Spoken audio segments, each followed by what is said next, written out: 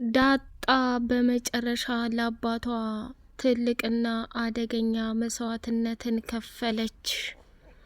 አቶ ደረጀ ደግሞ ያየውን ነገር ማመን አቃተውና ደነገጠ።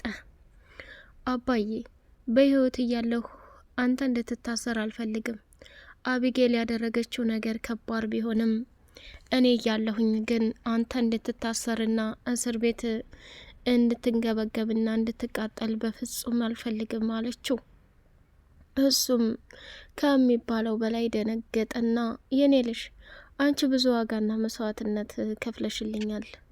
ይሄ ማሰብሽ ብቻ ለእኔ ትልቅ ነገር ነው።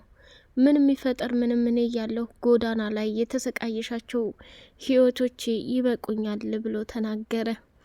ወይዘሮ ማርታ ከሚባለው በላይ እጅግ በጣም አዘነችና አየሽ አቢጌል፣ ዳጣ ምን አንድ ልጅ ብቻ 3-4 ልጄ በሆነች ብዬ ተመኘሁኝ። እንዳንቺ አይነት አስመሳይና እንዳንቺ አይነት ራስ ወዳድ ልጅ በፍጹም እንዲኖረኝም አልፈልግም። ስለዚህ ወደድሽም ጠላሽም ከዚህ በኋላ አባዬ ደረጀ ነው ብለሽ እንድትይ አልፈቅድልሽም ብላለቻት። እማዬ ምን ሆነሽ ነው? ደግሞ ምን አደረግኩ? እኔ እኮ ራሴን ለማትረፍና ራሴን ለማዳን ዋጋና መስዋዕትነት የከፈልኩት ነው ብላ ተናገረች። ፖሊሶቹ ከመጡ በኋላ አቶ ደረጀ በር ላይ ተለጥፎ ወይዘሮ ማርታን ሂጂና አቢጌል እስኪ ለአባቷ ምን ያህል ጠንካራና ምን ያህል መስዋዕትነት ትከፍላለች የሚለውን ማየት ስለፈለግኩኝ እባክሽ በተቻለ አቅምሽ ሂጂና እስኪ አናግሪያት ብሎ ሲላት በጣም ደነገጠችና ደሬ በፍጹም እቺ አደገኛና ከባድ ሰው ናት። በምንም አይነት ምክንያት ቢሆንም እንኳን አንተን አሳልፋ ከመስጠት ወደ ኋላ አትልም እኮ። እኔ ያልኩሽን አድርጌ ሌላ ምንም ያልኩሽ ነገር የለም። ምናልባት ለእኔ ለአባቷ ታስባለች ወይስ አሳልፋ ትሰጠኛለች የሚለውን ማየት ፈልጋለሁ። ስለዚህ ቀጥ ለጥ በይና ሂጅና ጠይቂያት ብሎ አለ። እሺ ተባባሉና ወይዘሮ ማርታም አቤጌልን ወደ መኝታ ክፍሏ ገብታ ስሚ፣ አባትሽ እኮ ታሰረ። አባትሽ ደግሞ በእንደዚህ አይነት መከራና ስቃይ ውስጥ ሆኖ ማየት ምንኛ ከባድ ነው። በተቻለ አቅማችን ወንጀለኛና ጥፋተኛይቱ አንቺ ስለሆንሽ እጅሽን እንድትሰጭ እፈልጋለሁ ብላለቻት። በጣም ደነገጠችና እማዬ ተሳስተሻል። ምንም ቢሆን ይሄን ነገር ላደርገው አልችልም። እኔ እኮ ምንም ያጠፋሁት ነገር የለም። እንዴት እንደዚህ ትይኛለሽ ብላ ወሰነች። አቢጌልም በጣም በሚያሳዝን ሁኔታ የአባቷ መታሰር ሳይሆን እያሳሰባት ያለው አባቷ ወንጀለኛ እንዳልሆነና ሰውን እንዳልገደለ አሻራ ከወጣ በኋላ እሱ በሚገርምና በሚደንቅ ሁኔታ ከዛ ቦታ ላይ መውጣት እንዳለበት አስባ እሷም ነጻ መሆኗን ነው እያሰበች ያለችው። እንግዲህ ዳጣም ደግሞ ለአቤጌል ያለቻት ምንድን ነው፣ አባትሽ ላንቺ በፍጹም አይመጥንሽም። እንኳን አጥፍተሽ አይደለም ሳታጠፊ ለራሱ አባትሽ ይሄን ነገር ቢያጠፋ ኑሮ አንቺ የአባትሽን ችግርና ገመና ለመሸፈን መሯሯጥ ነበረብሽ። በጣም ታሳዝኛለሽ፣ ታሳፍሪያለሽ። እኔ ይህን ካንቺ አልጠብቅም ብላ አዋርዳና ከባድ ንግግሮችን ተናግራት ነው ያለፈችው ማለት ነው። ሰላም ሰላም ሰላም! ውድ የተከበራችሁ የተወደዳችሁ የቻናሌ ቤተሰቦች እጅግ በጣም አስተማሪውና በጉጉት ስንጠብቀው የነበረው የዳጣ ድራማ እንደቀጠለ ይገኛል። ቻናሉን ላይክ፣ ሰብስክራይብ እያደርጋችሁ አበረታቱኝ። አቢጌል ከሚባለው በላይ ራስ ወዳድነቷ እየከፋና እየባሰ ሄዷል። መጨረሻ ላይ ወደደችም ጠላችም የተናገረችው ነገር ልብ ያሳምማል። እሱም ምንድነው፣ ዳጣ አባዬ ሊታሰር ነው። ስለዚህ አንቺ ሄደሽ ኃላፊነቱን ወስደሽ እንድትታሰሪለት ፈልጋለሁ። እህቴ የለ እንዴ? እህትሽ ከሆንኩ ለምን አንቺ አትታሰሪልኝም ብላ ስትላት ደነገጠችና አሁን ላይ እንኳን እያሳዘንሽኝ አይደለም፣ በፊት ግን በጣም ታሳዝኝኝ ነበረ፣ በጣም ታሳፍሪያለሽ ብላ አለቻት። መጨረሻ ላይ ደግሞ ጭራሽ ስድብም ጀመርሽ። ኤቢ እንዳንቺ የታገስኩትና እንዳንቺ የተፈታተነ ሰው የለም ብላለች። ወይዘሮ ማርታ እውነቱን ለመናገር ያደረገችው ትልቅ ጀብድና ታሪክ እጅግ በጣም ደስ ይላል።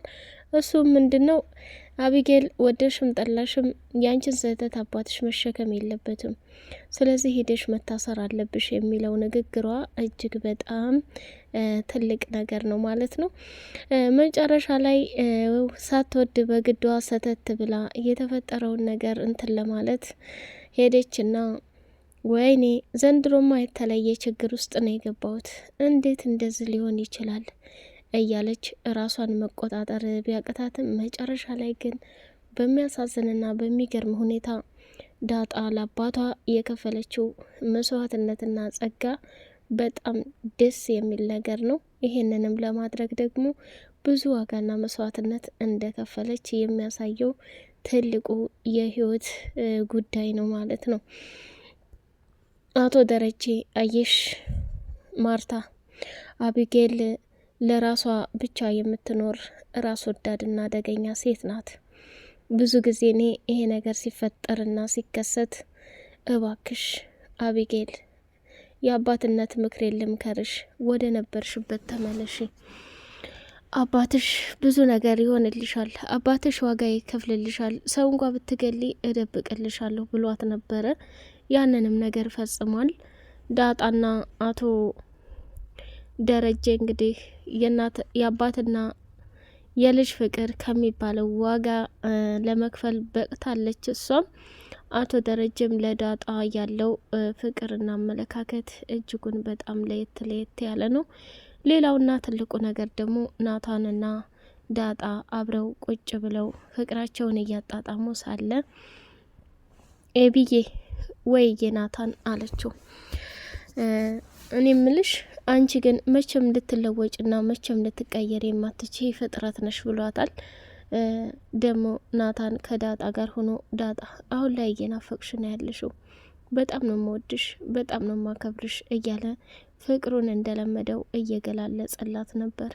እሷም ደግሞ ከሚባለው በላይ በጣም ደስ ብሏት አመሰግናለሁኝ፣ ግን እዚህ ቦታ ላይ ተደብቀን እያንዳንዱ የምናደርጋቸውን ነገሮች ያውናል፣ እባክህ በተቻለ አቅም ይህን ነገር ላለማድረግ እንሞክር እያለች ብትለምነውም በፍጹም ሊሰማም ሆነ ሊረዳም አልቻለም።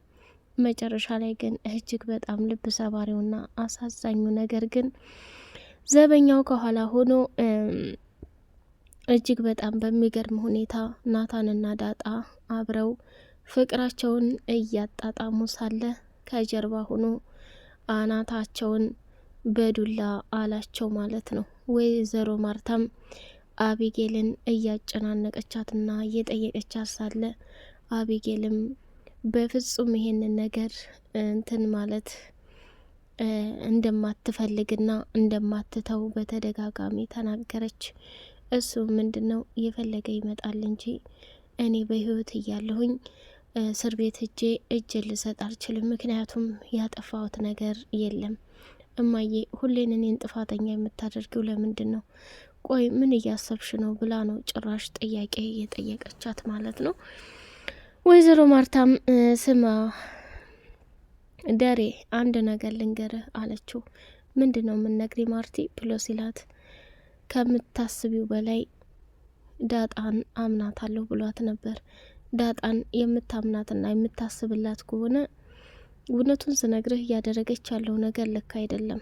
በተቻለ አቅም እሷን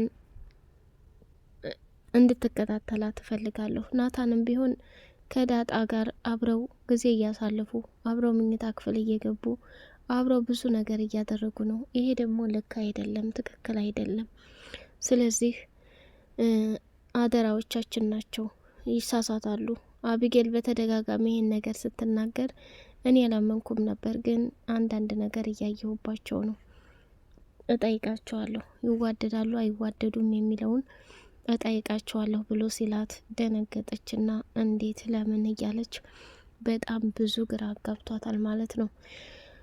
አቢጌልም የመጨረሻ ተስፋዋ እስር ቤት ቢሆንም አባዬ ከታሰረ በኋላ ነገሮች እስኪመረመሩ ድረስ እኔን ከሀገር አስወጭኝ እያለች ነበር እናቷን በልመና ላይ ያለችው።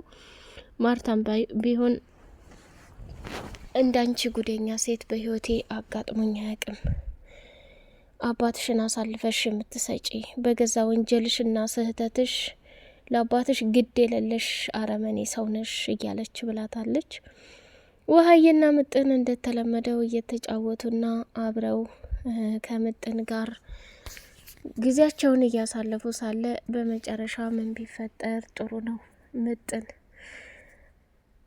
ተደብቃ መጣችና በድንጋይ ስትመታት አናቷ ሲደማባት እያለቀሰች ሳለ ጥበቃው መጣና ቆይ ምንድነው የተፈጠረው? እናንተ ልጆች ህጻን ናችሁ እንዴ? እናንተ አሁን አገር ቤት ላይ ብትሆኑ አንዳንድ ኩንታል እንትን ተሸክማችሁ የምትወጡ ሰዎች ነበራችሁ። እስኪ ሰውነታችሁን ተመልከቱት።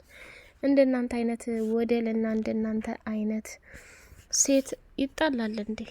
እያለ የአገሩን ባህሪ ወይንም አገሩ ላይ ሆኖ በነ ውሃና በነ ምጥን እድሜ ያሉትን ልጆች የሚሰሩትን እያስታወሰና እየነገራቸው ይገኛሉ።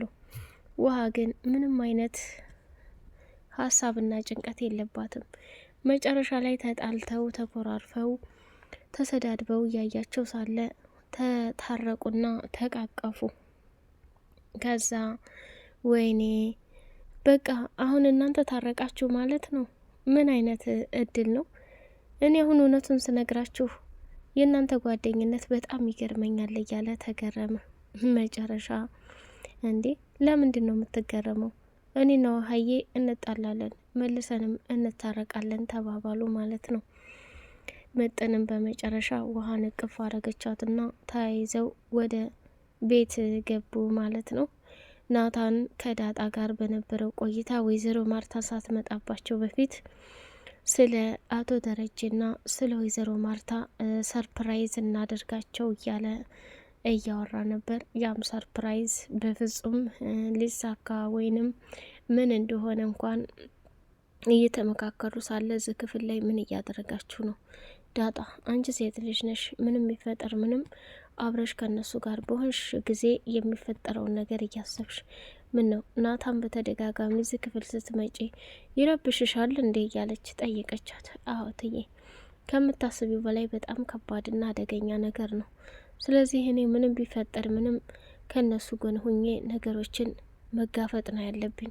አየሽ ይሄ ናታን በጣም ያስቸግረኛል እያለች በፈገግታ እየተሞላችና እያለቃቀሰች እውነታውን ተናገረኝ ማለት ነው። መጨረሻ ላይ እንግዲህ የሚያሳዝነውና የሚገርመው ነገር ኤቢ አሁንም ቢሆን ፍራቻዋና አሁንም ቢሆን አርጆን አሳልፎ እንደሚሰጣት በተደጋጋሚ እያወራች ትናገራለች ማለት ነው። አቢጌል ጣፈንታዋ በአባቷ ለፈተናም ቢሆን ፈተናውን በፍጹም እንዳላለፈችው ነው የሚያሳየው ማለት ነው። ምክንያቱም ኤቢ ከሚባለው በላይ ለአባቷ ምንም አይነት አዘንና እንዲሁም ደግሞ አባቷን ክብር የሚባል ነገር የላትም። እሱም በጣም ተናዷል። የእጇን ማግኘት አለባት፣ ይቺ በፍጹም ልጅ አይደለችም እያለ ነበር ያዘነው ማለት ነው። ውድ የተከበራችሁ የቻናሌ ቤተሰቦች በቀጣይ ፓርት ምን እንጠብቅ? ናታንና እንዲሁም ደግሞ ዳጣ ይጣመሩ ይሆን ወይስ ለአቶ ደረጀ ይነግሩት የሆነው የሚለውንም በጉጉት የምናይ ይሆናል ማለት ነው። አቶ ደረጀስ ለዳጣና ለናታን ፍቃደኛ ይሆናሉ? ናታን ብዙ ጊዜ የኔ አባትና አባዬ ተገናኝተው እያወሩ እንድንዛመድ ይፈልጋል። ስለዚህ አንቺን ባገባሽ ምንም ችግር አይፈጠርም ብሏታል። በቀጣይ ፓርት እስከምንገናኝ አሰላሙ አለይኩም ወራህመቱላሂ ወበረካቱ።